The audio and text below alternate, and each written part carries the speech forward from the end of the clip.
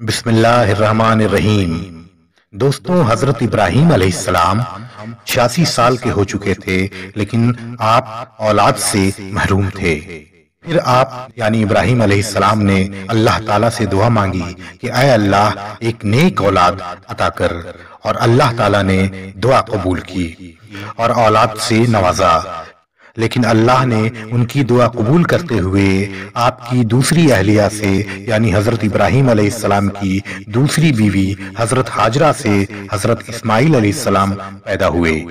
حضرت سارہ ابراہیم علیہ السلام کی پہلی اہلیہ تھیں، اور آپ کی پہلی اہلیہ کو یہ بات بالکل اچھی نہیں لگی کہ حضرت ہاجرہ سے اسماعیل علیہ السلام پیدا ہوئے، اور حضرت سارہ نے پھر حضرت ابراہیم علیہ السلام کو ناراض ہو کر بولا، حضرت ہاجرہ اور حضرت اسماعیل علیہ السلام کو گھر سے نکال دیں۔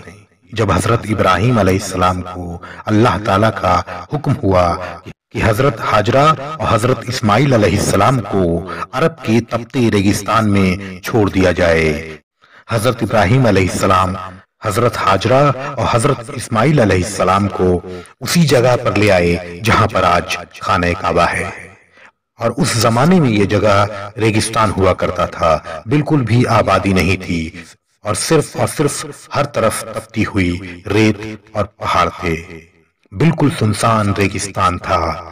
آپ نے اپنی اہلیہ حضرت ہاجرہ کو ایک تھیلی کھجور دیا اور ایک مشکیزہ پانی دیا، اور حضرت ہاجرہ اور حضرت اسماعیل علیہ السلام کو تنہا چھوڑ دیا۔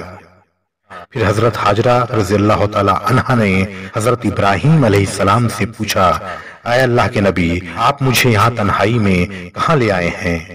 تب حضرت ابراہیم علیہ السلام نے فرمایا کہ مجھے اللہ تبارک تعالیٰ کی طرف سے یہ حکم ہوا ہے کہ میں آپ کو اور اسماعیل کو یہاں چھوڑ کر چلا جاؤں۔ تب بی بی ہاجرہ رضی اللہ تعالی عنہا نے آپ کو جانے دیا اور فرمایا، ہمارے لیے اب اللہ ہی کافی ہے۔ حضرت ابراہیم علیہ السلام جب چلتے چلتے ایسی جگہ پہنچے جہاں سے دونوں ماں بیٹے آنکھوں سے اوجھل ہو گئے، تب آپ نے دونوں ہاتھ بلند کیے اور اللہ تعالیٰ کی بارگاہ میں عرض کیا، اے میرے رب، میں نے اپنی بیوی اور اپنے بچے اسماعیل علیہ السلام کو آپ کے حوالے چھوڑ دیا ہے، آپ انہیں روزی عطا کرتے رہنا اور رہنے کا ٹھکانہ بھی دینا۔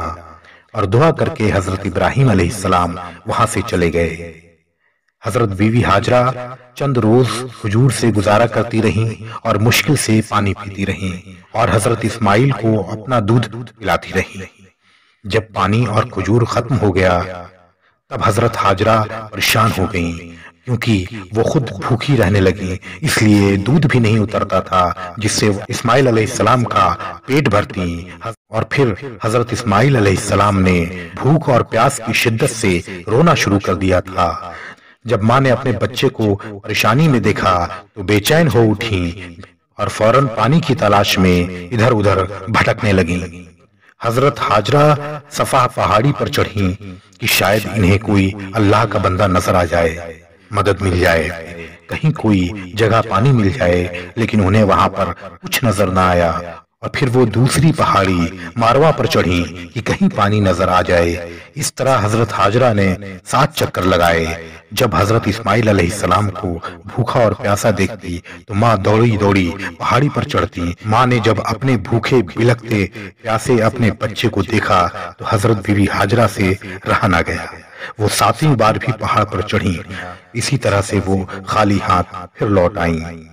جب واپس آئیں تو کیا دیکھتی ہیں کہ حضرت اسماعیل علیہ السلام بھوک پیاس کی شدت سے رو رہے ہیں، اور زمین پر آپ اپنی ایڑیاں رگڑ رہے ہیں، اور جہاں پر ایڑیاں رگڑ رہے ہیں وہاں پر ایک پانی کا چشمہ نکل آیا ہے۔ حضرت ہاجرہ یہ معجزہ دیکھ کر بہت خوش ہوئیں اور اللہ تعالیٰ کا شکر ادا کیا۔ حضرت بیوی ہاجرہ نے حضرت اسماعیل علیہ السلام کو پانی پلایا، خود بھی پانی پیا۔ اس وقت اللہ تعالیٰ کی طرف سے ایک فرشتہ کا نزول ہوا، حضرت بی بی ہاجرہ سے فرمایا کہ اے ہاجرہ، آپ پریشان نہ ہوں، اللہ آپ کو اور آپ کے بچے کو ضائع نہیں ہونے دیں گے۔ اس بچے اور اس بچے کے والد کے ذریعے اللہ تعالیٰ کو بیت اللہ شریف کا تعمیر کروانا ہے۔ اس کے بعد وہاں سے ایک قافلہ گزرا جس نے پانی پینا چاہا تو حضرت بی بی ہاجرہ سے اجازت مانگی اور پانی پیا، اور پھر وہاں کچھ لوگوں نے اپنے رہنے کا بھی ٹھکانہ بنا لیا، اور آہستہ آہستہ وہاں پر ایک آبادی آباد ہوتی چلی گئی، اور حضرت اسماعیل علیہ السلام کا بچپن اسی جگہ پر گزرا۔ اور صرف یہی نہیں، اللہ تعالیٰ نے پانی کے ساتھ ساتھ کھجوروں کے درخت کو بھی اگا دیا، اور انہی کھجوروں کو کھا کر حضرت بی بی ہاجرہ گزارا کرتی تھیں اور حضرت اسماعیل علیہ السلام کو بھی کھلایا کرتی تھیں۔ وہاں سے جو بھی گزرا کھجوروں اور پانی کو دیکھ کر وہاں پر آباد ہوتا چلا گیا، اور آہستہ آہستہ ایک بڑی آبادی میں وہ جگہ تبدیل ہو گئی۔ اور وہ پیارا سا چشمہ جو اللہ تعالیٰ کی طرف سے نازل ہوا تھا، جس کو ہم لوگ آب زمزم کے نام سے جانتے ہیں، جب لوگ حج کے لیے جاتے ہیں اور خود بھی آب زمزم پیتے ہیں اور اپنے اہل خانہ کے لیے اور بیماروں کے لیے لے کر آتے ہیں، اور اس کو صفا کے طور پر پیتے ہیں اور اللہ تعالیٰ کا شکر ادا کرتے ہیں۔ سبحان اللہ۔